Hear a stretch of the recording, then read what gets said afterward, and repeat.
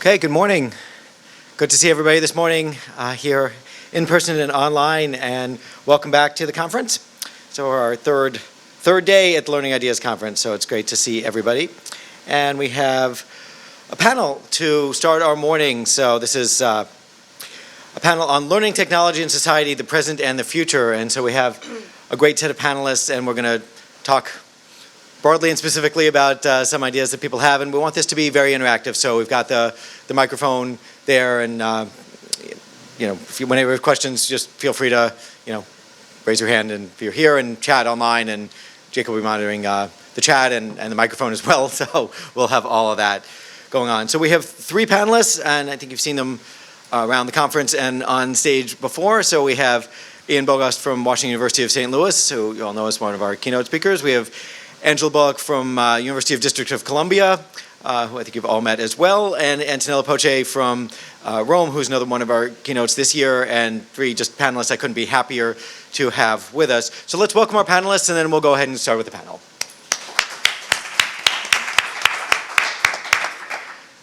Okay, so if we can just start with kind of everybody giving their 30-second background. I think everybody knows you, but just for people who may be tuning in to our conference for the first time and haven't run across you before, if we can start maybe with Antonella on this end. Sure. Hello, everyone. Yes, I teach experimental pedagogy, museum education, technology for education at the University of Modena and Reggio Emilia and Roma Tre with some postgraduate courses. And I chair a Center for Research in Heritage Education and Digital Technologies for the development of critical thinking, cross-sectional skills. We have been working on different kind of projects, both at national and international level, especially European projects, with the idea of supporting cross-sectional skills through culture and heritage and technology. Digital skills development is actually a pivotal issue to be developed by all of us, I think.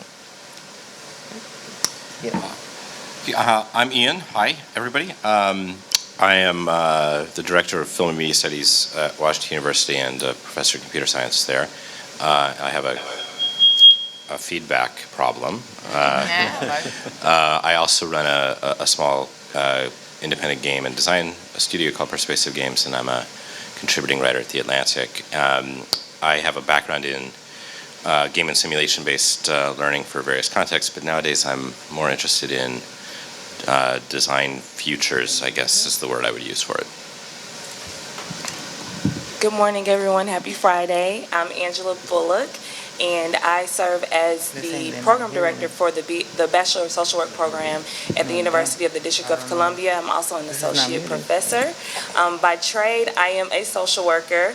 My direct interest in research is in the area of integration and technology integration and acceptance in social work practice and education. Okay.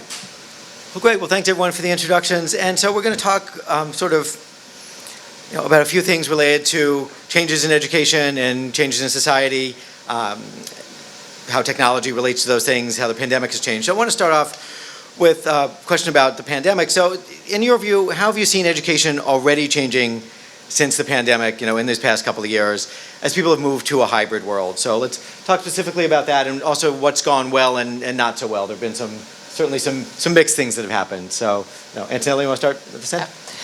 So we, especially in Europe and in Italy in particular, we had a very hard shift from face-to-face to distance learning over the pandemic. And this was, of course, at first traumatic, absolutely traumatic for everyone, for the teachers, the lecturers, and the students, of course, especially, I would say especially secondary school students had the worst part of it.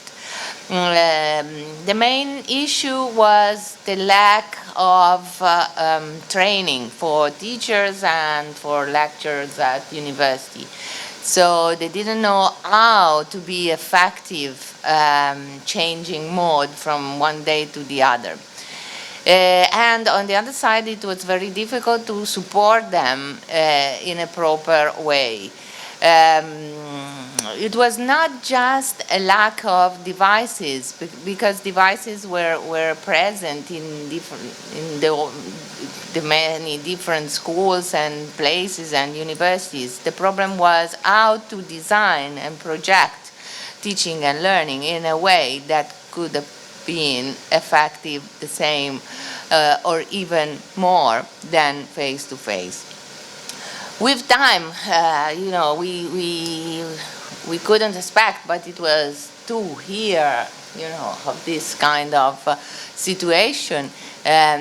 Things a little bit changed. Students got accustomed to this, especially to the hybrid mode. And now, in my view, it's impossible to go back to the previous situation. Maybe some universities, some governance bodies would prefer to go back to the previous situation, but it's impossible because the students now know that there are things that are possible to be done online, and actually there are certain activities that are more effective online than face-to-face, and so we need to study actually and to cooperate to create mixed groups that can understand how to work on design and project. That I think is the main issue, because technology, of course, technology change from one day to the other. We need to adapt on how to use the new technology, but this means that we need to develop certain skills, certain soft skills, more than being able to use one device or the other. Great. No, there's so many things I want to follow up on, but I think I want to go on to Ian first, and then we'll keep going down the line. So, Ian. Last evening, I went to Brooklyn to meet an editor of mine at The Atlantic, and he and I had worked on a piece on slushies, frozen beverages, a while back, and he'd never had a frozen beverage of that sort. So we went to 7-Eleven to get Slurpees together, and he and I had never met. We've been working together a long time. We'd never met before, and that's how I worked long before the pandemic as well. So one observation I would make is that this sort of new hybrid shift isn't new. It's just that now everyone had to deal with it, right? And that's important because it implies intrinsic contextual differences and inequities and all the rest associated with those who are better and worse prepared, and why. The second observation I'm going to make in this introductory commentary is that doing hybrid well is really hard, and we got through the last couple years doing the minimum because for a while at least everyone was accepting of what the minimum looked like, because we were in a medical emergency, and then we just kind of decided we weren't anymore too. So there's that. But I wouldn't purport to be particularly adept at this, but I set up basically a home television studio. It's like being your own producer to do it even remotely well, and even then, that material still doesn't hold a candle to some random YouTube video about how to fix your car. So those are just two thoughts on the circumstances we're in that occur to me. Great. Angela. Sure. And so I completely agree with my colleagues. And some other pieces that I've seen, instructors that typically were not accepting of online education got on board. And that was something I thought was phenomenal, because seasoned educators who did not see the value of online education got trained in online pedagogy and really saw the benefits of it. And I shared, I work at University of the District of Columbia. That is a historically black college. And what I've seen with a lot of historically black colleges who, prior to the pandemic, did not really embrace online education, I'm starting to see more HBCUs have online education components of their face-to-face programs now. So I think that that's just tremendous. One of the things that, because the other part of that question was just around some of the challenges, we already knew there was a digital divide, especially for marginalized populations, and definitely that, what occurred over the last 2 years, it became profound. There are a lot of great programs. I think Comcast Verizon had programs for underrepresented populations to get devices, to get free Wi-Fi, but it was really hard to make those connections for a lot of my students. And so that was one thing that it was a negative piece, but it was able to kind of highlight the digital divide and really provide those resources that were needed for students who didn't have the technology beforehand. Great. Yeah, no, that's certainly a big thing. And then in terms of what, what you see coming up that you'd like to see, I guess one related question maybe before we get to that is, if you knew that we'd be looking at 2+ years of some sort of hybrid and then hybrid into the future, right? We started in the pandemic thinking, this is what we're doing for the really short term. I think almost all of us thought that. I mean, I remember thinking in April of 2020, yeah, I don't think we're going to be able to have the conference in June, right, live. We're going to have to do it online. It's too bad. If it were in like September, we'd be able to have it in person. Obviously, that wasn't at all true. So people made some decisions, I think. You needed to rush things online. You needed to make the change immediately. But now, if you look at what, where things are there things you would, if you knew this was the future, what would you have been able to do a little differently? Or just looking ahead, where do you feel you see the next step? And those, I think, are mostly the same question. Sure, Angela, go ahead. In my view, and also from the experience, Sorry, we're going to make one microphone switch because this one's coming through a little more. Okay. I think you can just hold that if you guys can talk into that one. Yeah.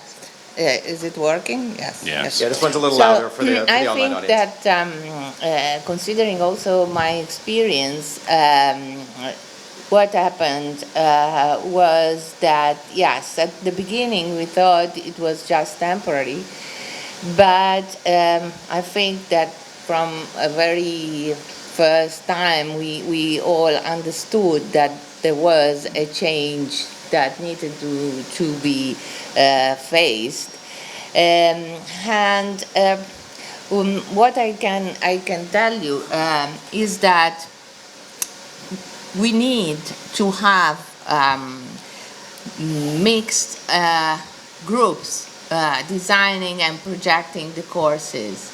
I mean, you need to have in my case, for instance, when I have to plan my courses that are mixed, that are hybrid, so we have part of the lecturing face-to-face and part online, we have a group working there. We have engineers, there's me as a pedagogist, there are others skilled in other areas like psychology, art history, literature, and so on and so forth.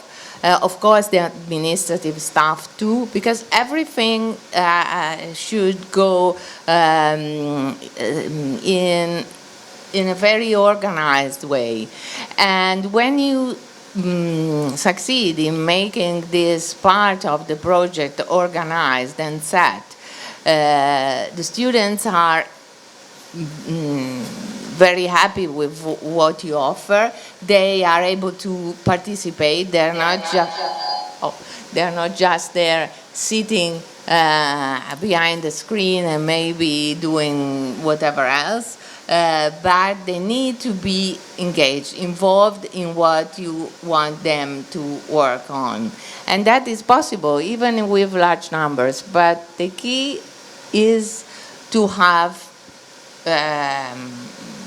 groups of teachers, teams, working together for the same objective. And then that is really rewarding. And do you find yourself designing things that are less lecture heavy, right? So that, the concept of a class is you're in the room and there's someone in front of it. But since, as we're in a hybrid world, people may be adjusting a little bit more to the idea that things aren't always as condensed. This isn't your 1 hour week in a class. There are other things that you might do. So are you finding yourself balancing that a little bit more, I don't know, more group projects, more individual projects, different uses of technology on their own, that kind of thing? Let's stay with you and then we'll go down the line. Actually, we mix and we try to have individual contributions, group contributions, in order to, first of all, to enhance different kind of skills. So communication skills, critical thinking skills, creativity skills, because they have also to produce some project of their own in groups, and so they have to develop certain ideas. So there's this part, and there is also part of our courses that is devoted to learning the basics of the subject.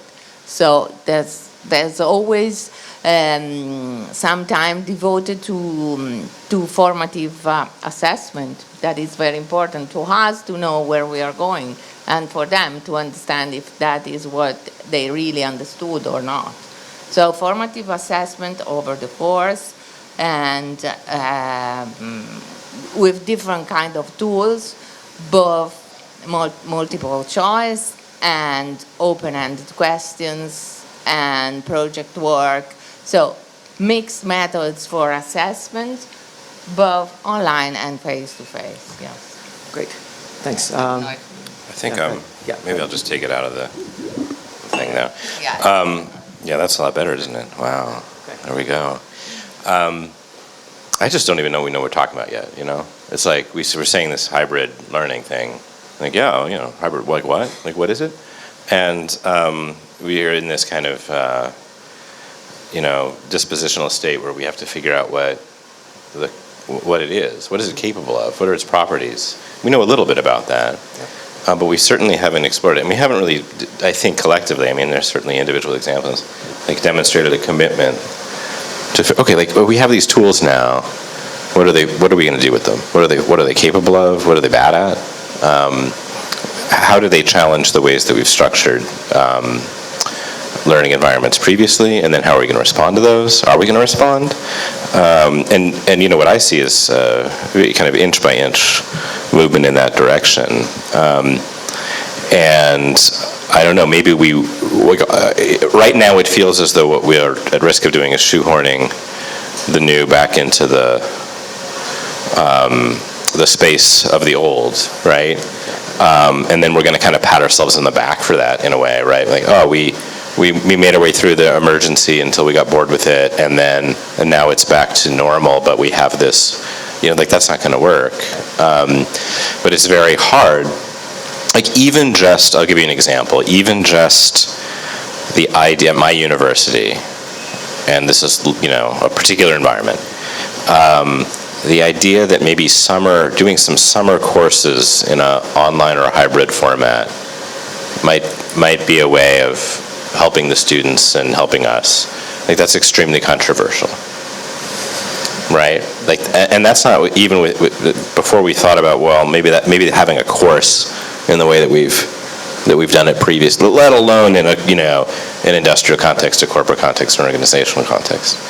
So I don't know. I don't know that I have a particularly rosy outlook on this. I kind of worry that now we've just gotten, we're all going to end up doing compliance training all day or something. Right, everything becomes, force everybody into the kind of meaningless online Welcome to the course. Yeah. No, there is, to me this should be a big opportunity, right? There should be an opportunity to say, okay, really a lot of traditional lecturing, evolved really for scalability reasons, right? Like that wasn't the way things used to be. People used to learn through apprenticeships. They used to work directly with people. They'd learn by doing. They had a mentor and a coach and got direct feedback, and it was personalized. And all of these things are things that we still want, but when you had to address a large number of people, you can't really, there aren't enough experts or enough mentors at anything to handle the number of people that, that need to learn. But with technology, there can be, right? Like not just Zoom and similar technologies, which are helpful here, right? We get to reach an audience even with this panel that we wouldn't otherwise. But in terms of what kinds of activities can you create online? You build an experience once, and you can scale it to, 100 or a million or 100 million, and other than bandwidth issues that should hopefully be accessible to everybody as well, right? There are bandwidth issues and some other things and language and culture, but there's at least a step toward reaching a wide audience. So, yeah, so it'd be, to me, this is an opportunity, and then I think, to some of the things I think Ian was getting at, is this an opportunity that really is simply being missed? That the goal, it's almost like some of the things you hear about the metaverse, like, well, you'll be able to, go to the ATM in the metaverse just like you can in real life. It's like, well, I don't really want to do that. I just want to get my money where it needs to be faster. I don't need the experience of going to an ATM. I don't really particularly enjoy any of the physical aspects of that. I don't care. And so there's a little bit here, like, we're not really trying to replicate the lecture environment. We want to think about what else we can do. So, I know, Angela, what have you seen in terms of, potential technological advances and things in your university, or are you still feeling like it's, a lot of challenges? So definitely a lot of challenges, but I'm hopeful. And I'll speak from a social work practitioner in this sense. What I've seen since 2013, actually, so prior COVID, there have been, in my field, there have been a lot of advances as far as acceptance in technology integration. Our profession, we actually have a 60-page document that outlines standards for how we integrate technology responsibly into the workforce.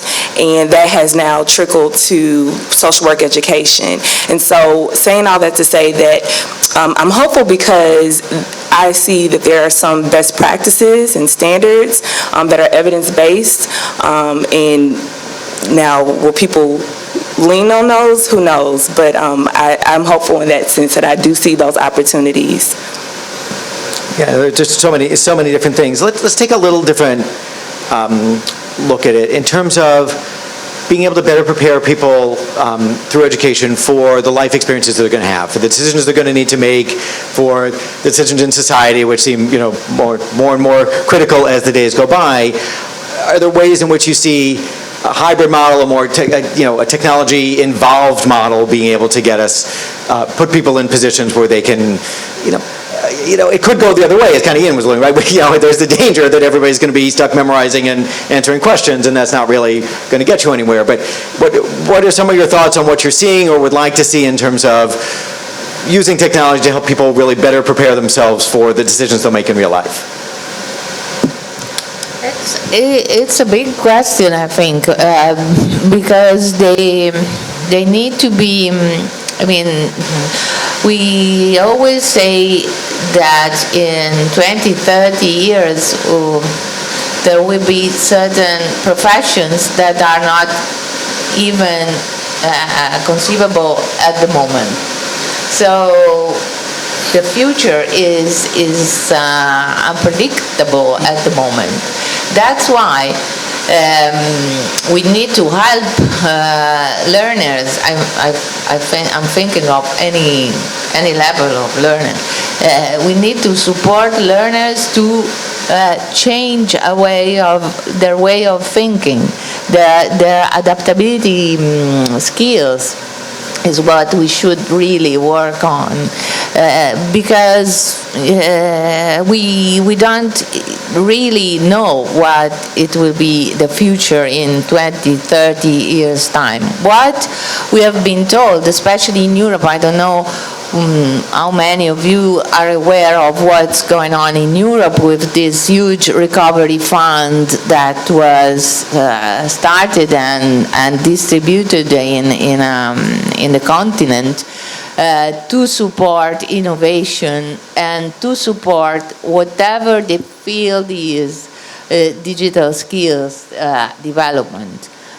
But by digital skills development, in order to fight that digital divide that Angel was mentioning before, that is huge. We couldn't even imagine how important is this digital divide. There are many actions to be taken, from the kindergarten to the elderly. Because if you take an elderly person in my country, for instance, in Italy, and in order to access the health system, they need to have a code, and to download this code, they have to go through a series of actions at the computer, and if they don't even know how to send a text message, can be really a nightmare and can be harmful for their lives, because you can get a doctor, you can be hospitalized, so the dimension of being able to use technology and to use technology in a critical way is really substantial. Mm-hmm. So our duty is to help this change.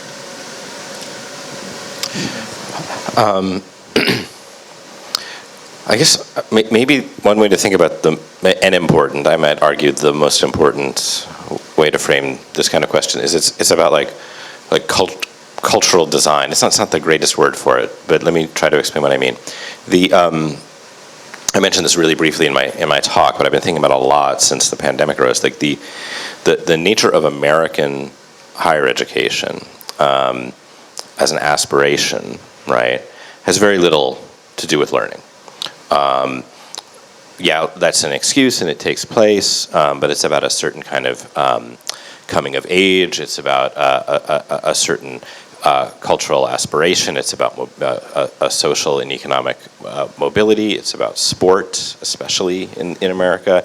And even for those who don't have access to much less elite institutions than this one, that's still sort of like structuring our whole social environment, right? And this is just true of everything. I mean, like we've all been on Zoom or whatever for a while now, and you have a culture that's built around it, and so when someone says, oh, we're going to get on the Zoom, you kind of know what that means, and maybe you feel a little cynical about it, and then you're like, you make jokes, like you're muted, actually, and yeah, like, see, you know what I mean. And unless we have that commonality with whatever it is, whether it's VR, hybrid video, or it just doesn't matter what it is, unless we're designing and controlling that aspect of it and responding to how it's evolving, then we're just sunk. And you get these technologists who come out and they think the apparatus is going to do all the work, like we're all going to end up in the metaverse, and then it's like, well,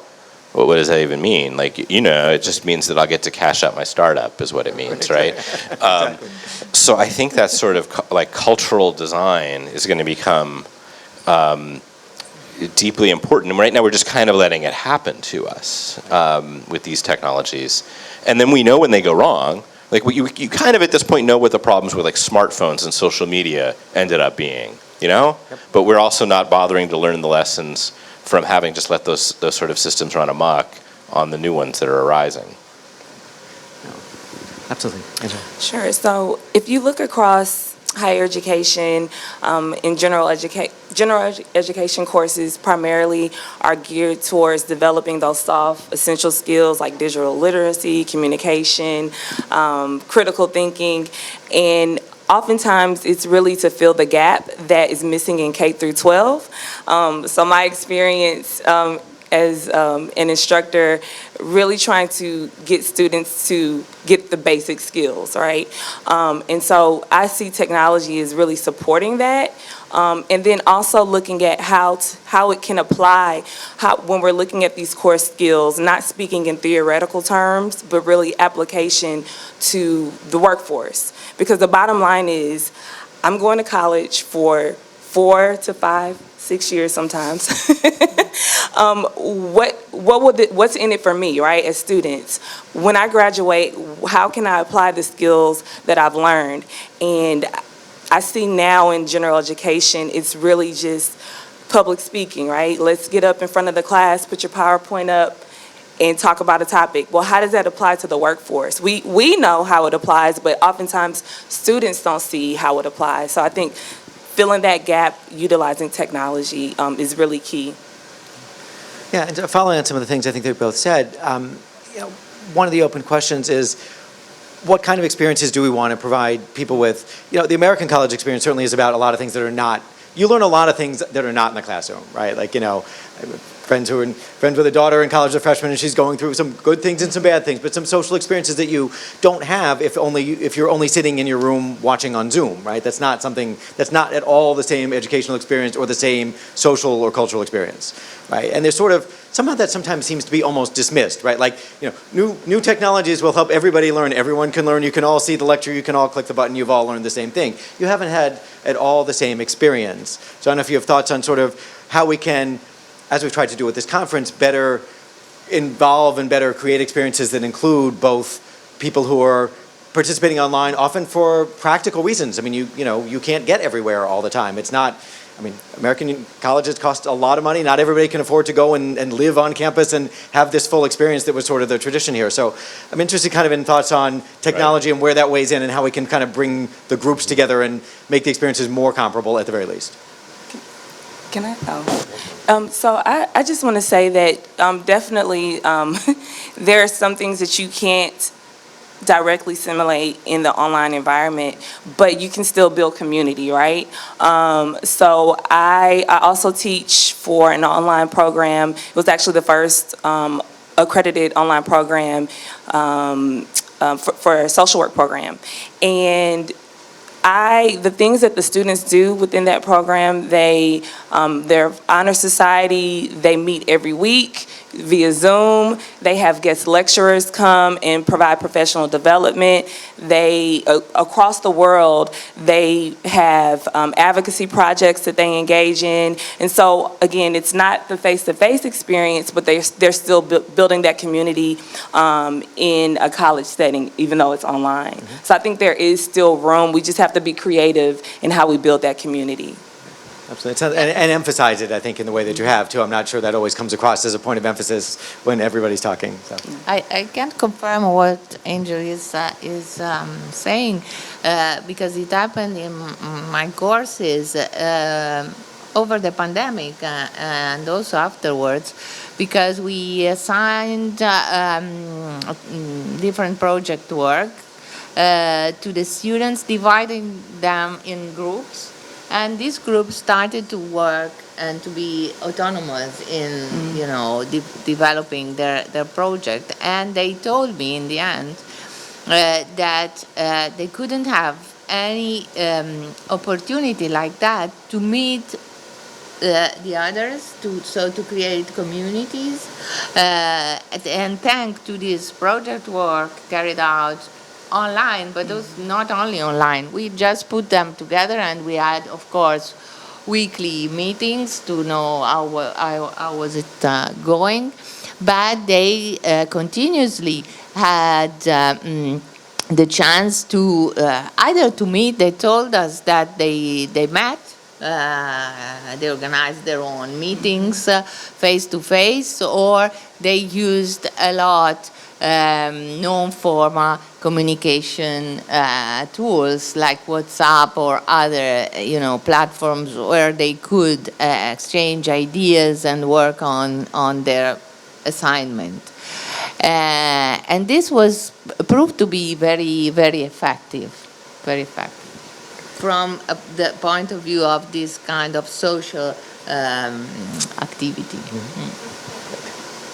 Yeah, there are so many different versions of this online or hybrid learning. Like the experience that a community college student is having, in which they're maybe already commuting and just getting back a little bit of time every day because of the other things in their lives that are presumably the reason that they're seeking a credential or some training like that.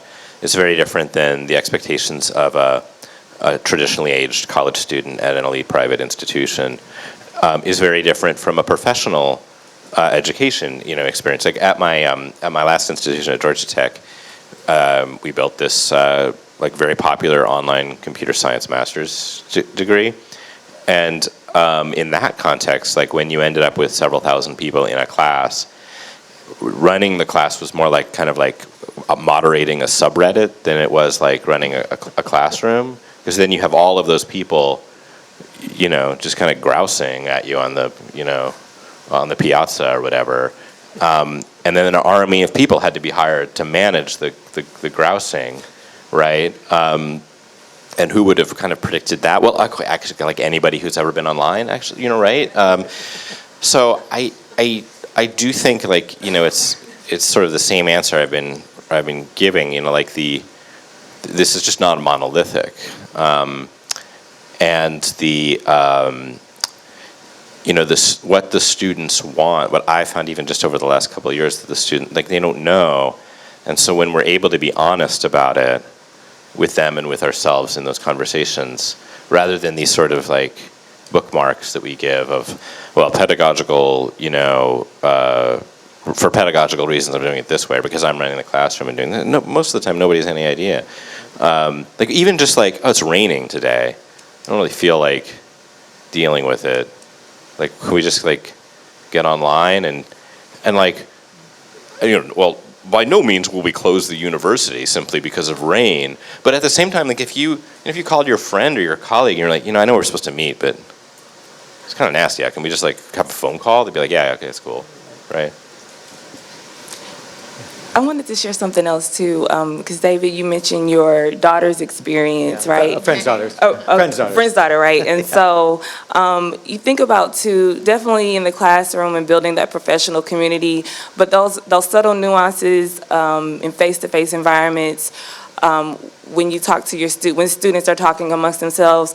Did you take Dr. Bullock last semester? No, yeah, don't take her. She's hard. Or yeah, she's awesome. Take her. The online university that I teach for, they have a Facebook group just for students. Instructors are not allowed to be part of that group.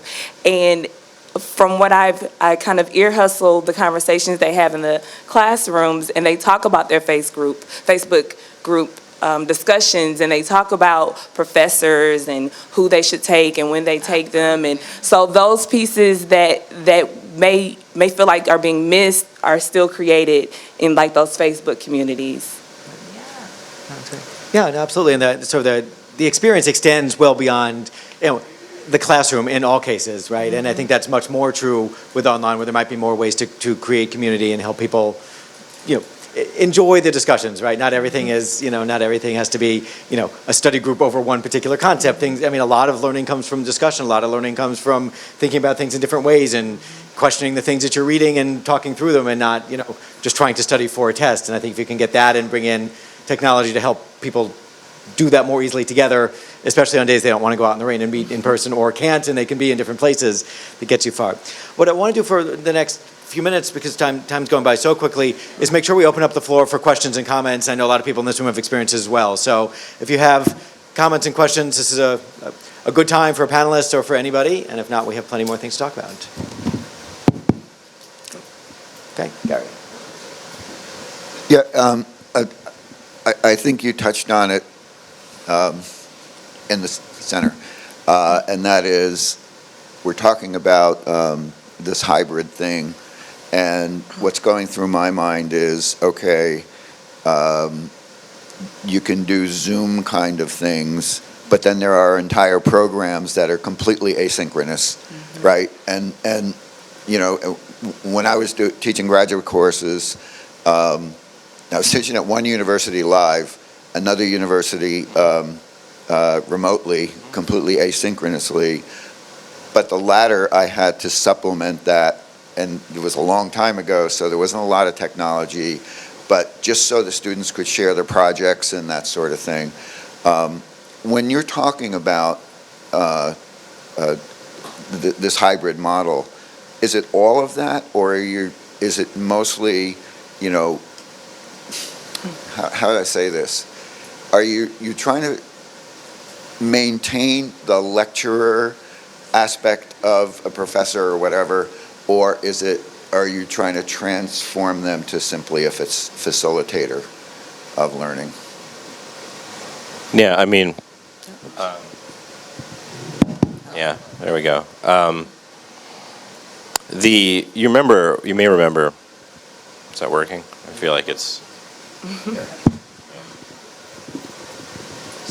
Do that? I can just give it back to you. Back when we had the MOOC thing happen in higher ed, and everybody was like, technology's gonna disrupt the educational industry, and y'all are gonna be out of a job, and we're gonna close down all the colleges and universities except for 3 of them. This idea that like the lecture was dumb and bad was one of the motivators. And actually, that didn't happen. And instead, what happened is we put a bunch of lectures online, right? And then we got, but at the other end of it, there were consequences, right? So like this sort of flipped classroom concept where you're supposed to, watch the lecture on your own time, and then you come in to class, or you do something online or in an asynchronous environment where you engage with exercises or whatever. That meant that everything just got shifted over, because if the lecture became the homework, then the thing that you were previously doing, reading primary sources or engaging with those materials that would have been synthesized, and those have to fall away. One just doesn't have all the time to do it. And that was a decision that got made without us kind of knowing that we were making it, because it all sounded like more engaged, active learning, et cetera, right? So I just come back to what is it you were even asking, and what are the tools that we have available, and how do we put them to use, right? Yeah, I think so. But I think, you also can create experiences that can drive a lot what you do in a class, right? Like even years ago, we built customer service training for Target stores, which got kind of known back in the 1990s. And it was video based, right? So the first scene was a guy who comes up with a pair of shoes that he's returning, and he's really angry about it, and he kind of looks and sounds a lot like the actor Joe Pesci. And you have this difficult conversation with him online in this little simulation about trying to calm him down. Okay, so this is for entry-level Target stores workers who were working at the customer service desk. And this was not like anything that they'd seen before, right? And it was really fun for them, but it was realistic. But then they would talk about it like on their breaks. Like, this is the part we hadn't possibly expected, right? These were, mostly a group that would talk about their weekends on their breaks. The idea that they would ever talk about training on their breaks was sort of, considered like, not anything anyone had ever thought about. So I think you can do a lot of that relating to the way that you build a class. Put people in in-depth experiences and then come back and you can talk about it in class. You could also, it would have really helped if they could take that experience and then go talk to a real coach, a real person, a real expert, and talk about what they saw and what worked, and like, oh yeah, well that guy got mad, why did I do this? Why did I do that? Why didn't I do this? What would have happened if I'd done this? So you can bring those two together, and I think there's really a role for individualized technological experiences to then come back to the group and integrate those, and we kind of get a little bit more out of the, it's either lecture or it's self-paced model, and it's a more integrated approach. So, anyway. If I can add Please. something on that, it is really a matter of engagement. And what I've seen using cultural aspects to support the development of knowledge and skills related to basically my courses are related to research methodologies in education.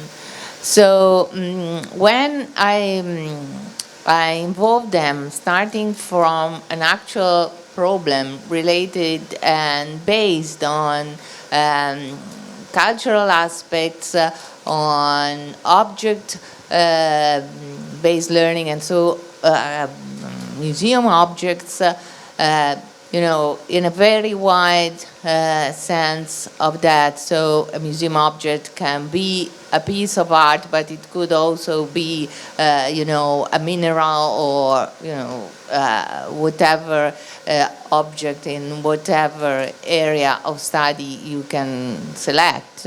To teach also different kind of objectives. I see that something happens because they feel involved, they realize that that object is part of their own experience, of their own identity, and this makes the difference.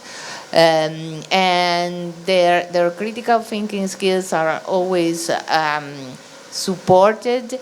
They, as you were saying, they kept on talking about that over their breaks, over the day, and they are eager to get feedback and to be on the right direction. Another aspect that really worked well was the engagement of senior students. So being related to senior students and having some senior students taking care also of their learning proved to be very, very effective over this last course. Actually, I can tell you this because we had some surveys, and we have results. If you're interested, we can send them. We have results out of about 300 students who took this kind of activities over the semester, and they really were happy with that.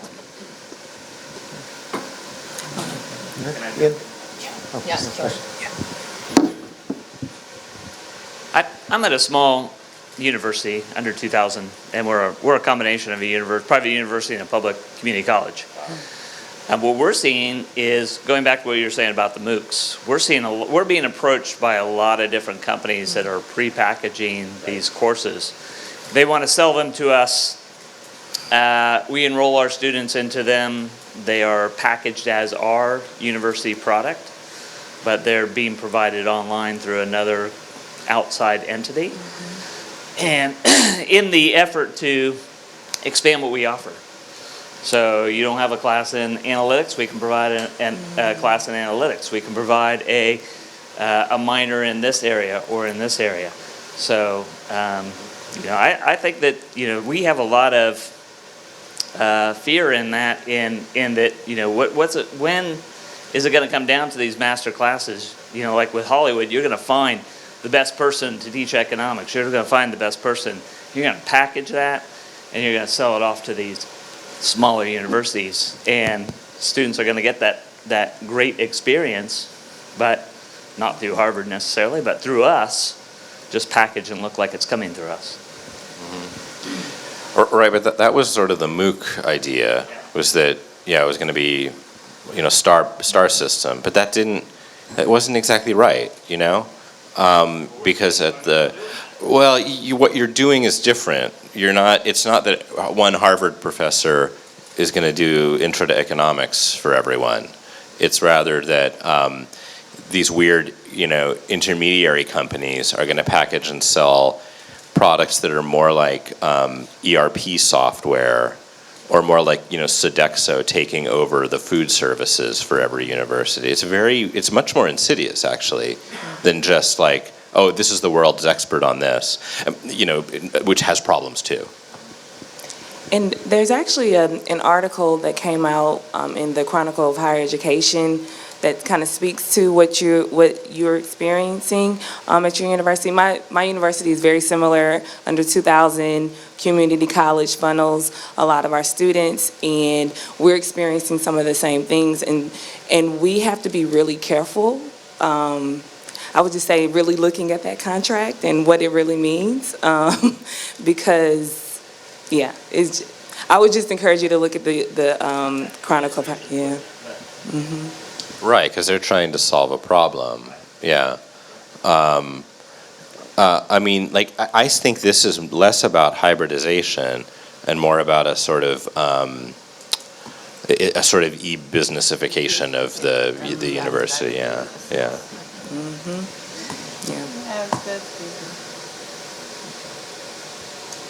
Okay, other questions? Kinga? Thank you. So talking about a little bit about the digital divide, and so you touched on it in terms of the technology not being available to certain people, and there are certain ways we've talked about the digital divide. But actually, just the point that was touched on now was that, in a way, do you think that there's going to be a bigger divide, I don't know how to call it, in the sense that there's going to be a much bigger difference in the best education and the rest of the education because they are digitizing it without really thinking through what is the best purpose for this digital? It doesn't need to take over everything, it just needs to serve a purpose. So it's going to be digitized, as you said your university is doing. And then the top universities are going to keep that social, interactive, bricks and mortar and make it even better. Of course, yeah. So I don't know what this is called, but this divide in sense of there's going to be a much greater divide between the type of universities and Yeah. No, it's just a educations. consolidation of power and status. Right. Once again, even more so than what we've previously seen, for sure. For sure, that's happening and has always been happening, and isn't even really a function of the technology, although it's contributing to it. Yeah, I think absolutely. I don't know what to call it either, but there's another digital divide that exists within these institutions, though, and that will also play into this, like and this is what the scrappy, entrepreneurial upstarts would say. Well, if you find a way of reaching people in a way, then you can overcome. But once you have wealth, it really helps.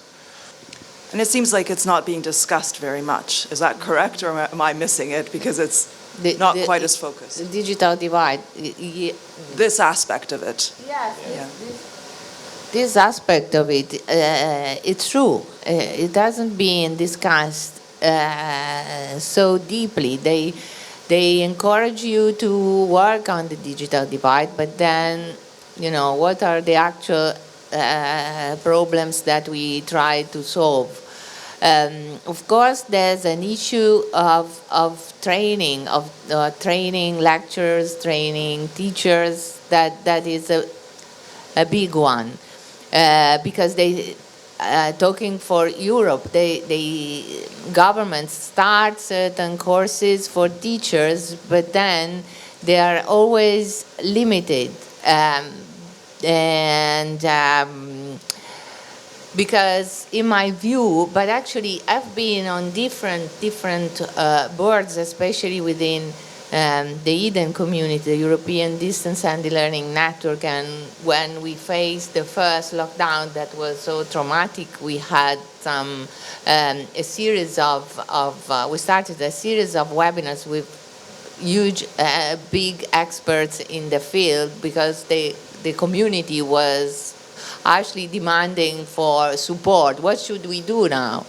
And most of them, from Tony Bates onward, they were all saying that you need, as I was saying, a team working on fighting the digital divide and supporting the design and project of the courses. So, of course, those who are skilled in digital technologies must be part of teams made of experts in pedagogy, experts in education, and we need to work together. I mean, we can't think anymore of the big name, the big literary professor working on his own in his own room with hundreds of books and telling things. That is important, of course, but it will be necessary to be helped by other kind of professions, other kind of skills that must be integrated. Maybe not in one person, in many persons. And I'll just say really quickly about the question that you asked. I think it is being talked about, but it's those individuals that have boots on the ground. So the instructors in the classroom, they're seeing it, but the powers that be, they're not, right? And so it's going to be one of those things in hindsight, right? We're going to look and say, oh, maybe we could have done that more thoughtfully, more intentional about how we sometimes you get too big too fast. And so I think that it's going to be one of those years down the road. What could we have done better to address that? Thanks. We have a question from online from Bruce Cronquist from Dell, who's one of our speakers and a panelist also later today, who wants to get the panelist opinions, whoever wants to answer, on digital badges and micro-credentials and that kind of thing. So whoever wants to take that one first. Go ahead. Actually, Want the other mic? we have been, no, it's working. We have been working on different European projects, developing micro-credentials and badges.